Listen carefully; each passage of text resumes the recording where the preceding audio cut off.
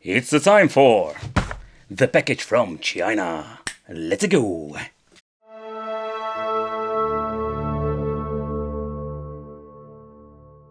A bit gives it away what it is. So here we do have like the Super Console X3. It's more like a NES Mini that has like beefed up. So we also have like the overview of the specification list over here. Super Console X3. It comes with the S905X3, the Mali G31 MP2 GPU, 4 GB of RAM, 2 GB of eMMC memory, or better said, that's something we're not going to use, of course, because it runs on Emulation. Great manual, but a lot of explanation how everything works. But let's see what we're going to get, because when it comes to these devices, oh boy. So I really love having these stickers like attention, and the reason why, because there's nothing in here, but there's basically the configuration of one dongle USB for 2 controllers. Quite interesting. I really love the configuration because you have only like 2 ports that you're needing if you want to have like a 4-player configuration. The overall controller quality is way better than the first generation. Like the D-pad is a little bit sturdy, but it feels quite nice, and I can tell you, if you want to play some fighting games, these things are not bad. Also, when you're trying to basically like use the ABXY, I'm always doing the test like this is the wicked button test. You can just feel it's not super bad quality. Then we have like box number 2, and here we find everything that we're going to need. Think about the power supply, HDMI cable, everything is in here. Hey, it even gives me like a free, very cool looking keychain. So all the Super Console models are basically based on Android. I must say the Cube Edition is kind of looking like a cool version, like it's an, let's say, an NES only on steroids. So then we have like the Cube X3, and yeah, this is the new version. Also with the older version we do have like 4 USB ports at the front. So absolutely a great addition, and for me like this is, I think, one of my favorite ones when it comes to like giving a little bit of a console feeling. Come also with this very big warning sticker that everybody needs to see, so do not plug or unplug the USB controller while powering on. Oh, okay. So at the back we're going to get out all of the connections. Then we have like the AV out port over here, then we have like an USB 3.0 port, then we have the SD card. I was putting a sticker on, I don't know what's going on over here, but yeah, okay. So I already broke the seal. But then we have like the HDMI connection over here, RJ45 for the internet, and then we have the input for the 12-volt power supply, and I already mentioned the on and off switch over here. But let's bring the old Cube to the party, and let's do a quick comparison. Okay, so the first thing that it indeed like changed out is that we're basically going to get like a different name at the front. I'm happy they did this, otherwise it's going to be quite confusing. Both have like the same kind of like setup at the front with the 4 USB ports. So the case in general is, in my opinion, the same. We do have like a little bit difference when it comes to this carbon, or they just put the sticker in a different way. But that's basically where we're going to get the same sticker at the left, at the right there's nothing. And at the back we're going to get stuff like this same kind of lineup when it comes to the connection. Only though having with the new version over here, we have like the USB port at the back. So it's kind of cool that we have an extra port. Also when you're looking at the depth where the SD card is in, like the older version over here just has like a completely different like way. You can see like this SD card, maybe me like a little bit nitpicky, it's sticking out a little bit. But okay, so when you're looking at this like layout, I must say that it looks quite nice, to be honest.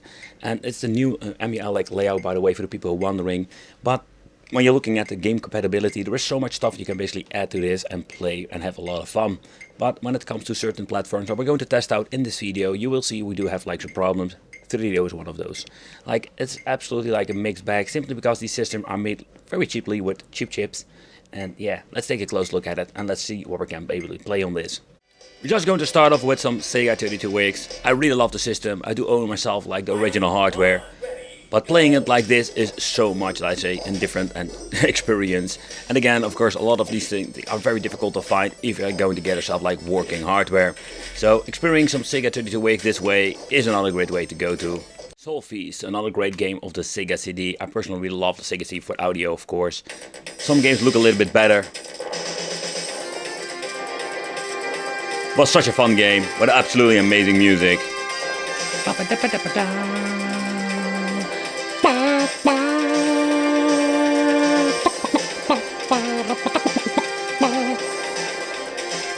Yeah, upgrades! Yeah! So next system I want to try out the Sega Saturn. It's a new addition to these cheaper boxes, but when it comes to Sega Saturn you will have like another great experience. Some games are playable, take that into consideration. We can see right when you're looking at the right top corner with the FPS, you can see like it runs like 40, maybe 50. If you don't notice it, when it comes to the FPS, some of the games will look playable in a certain way. But again, it's quite interesting to see that with these low-end boxes we can even play some Sega Saturn with some mixed performance. And even dips to 40 now. So it runs a little bit slow in my opinion, but the audio doesn't sound that bad. Stuff that happens a lot with these devices that we're going to like see in games that are basically like not booting up. And this error occurs with a lot of these devices. A little bit of a bummer, so there's like a lot of stuff that you need to fix yourself. So take that in consideration. But let's find some game that actually works, or boots up at least. Alright, so let's move on to some Dreamcast, and also here you can see like it will like hit a 60 FPS, but it is not like a super stable frame rate. Also the audio sounds a little bit messed up some games. Now it even dips down to 35.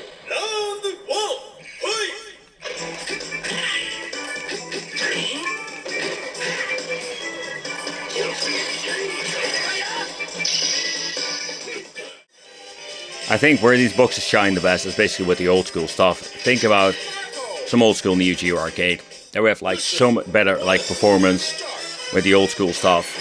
Especially when you're looking at some other system what we're going to take a close look at. Of course, Neo Geo is a system that runs on almost like most of these boxes great.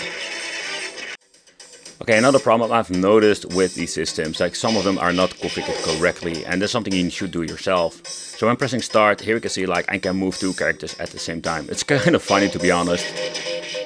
It was kind of cool. But the main problem is like this is more of the problem with the controller. So what we need to do is reset the system and we need to go into the emulator software. So what we need to do is basically holding the A button or the B in this time. Then we need to go to advanced game options. So the main problem is that we need to set this thing to a different emulator. MAME 2010 is one of those that works pretty damn good. So what you can do also is like getting the bezels up. For example, putting them on yes over here. Let's put up the system again. And now you will notice that we don't have the issue with the two controllers. And also we have like a 4:3 aspect ratio in combination with banners. One of those fixes, that's something you always need to know like with these things. You need to always like tinker with it. This looks way better. I don't have the problem with the start anymore. But the problem with the two controllers is just the configuration of having two dongles and one dongle, two controllers. And also non-stretch looks so much better. But again, this would be things that they will automatically like fix, but unfortunate, every single time I test something like this out, it faces the same problems. Alright, so the next test I wanted to do is of course Dolphin Blue of Atomic Wave, because this is an absolutely like horrible game for some of these emulator boxes to run. You can run, it is not even stable 60 FPS, it struggles. It struggles, absolutely. It doesn't even like the hard part to emulate. And we get into the hard part, where we're going to have a lot of stuff going on this display. Here we go. You can hear the audio is like also not great at all. So it can be like an optimization problem, but in the end, like these boxes are not super powerful. Alright, so next up I wanted to play some PlayStation, but like PlayStation 1 is a system that runs perfectly on these like boxes. Even the first generation didn't have any problems with this. Take consideration upscaling it to higher resolution, there we go, have like an issue, because these boxes are not powerful enough to do that. But if you just want to play some old school PlayStation 1, it runs just fine. So when it comes to PlayStation Portable, you will see that the games struggle. It depends also like what kind of, let's say, game you're going to play.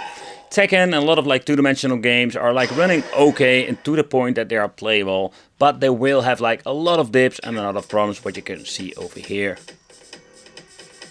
So let's get into the last part of this gaming testing, and with N64 it's the same story that I've seen many times before. You do see like a shitload of glitching going on, depending on what kind of emulator you're running on the back end. It's still problematic with a lot of games. Of course, Cruising USA is a little bit more of like ultimate test for me, because if you're going to get yourself like a cheap PC, you can run this game without any problem, or they will run pretty damn good and all. And with these cheap boxes, they should at least like filter, like put a list online where you can see like what games are playable. Most of the time the launch titles, like think about a Diddy Kong Racing or something like that, but most of these games are absolutely unplayable. It's a no-go for me when it comes to N64. With the SD card, without the first time you're going to like ruin the SD card or break it. Let's see if I removed every screw. Yep, there it is. So this is basically the main board, and when you're going to remove it, we're having like the chips over here. So the configuration of this board is quite interesting. Let's see if I can basically remove them with my fingers. Yes, we can. Okay, so let's remove the fan. And let's see what is underneath. Ooh, the way they did is completely like way better. They have like this gigantic like thermal pad on here, where we're normally having like a couple of them or something, but they did do improvement over there. So at this point they are basically like releasing over and over the same kind of chipset, only in a different case. For the people who didn't know, now you know. I think the Cube is just a different lineup of the Handhelds Super Console devices that we have seen in the last couple of years.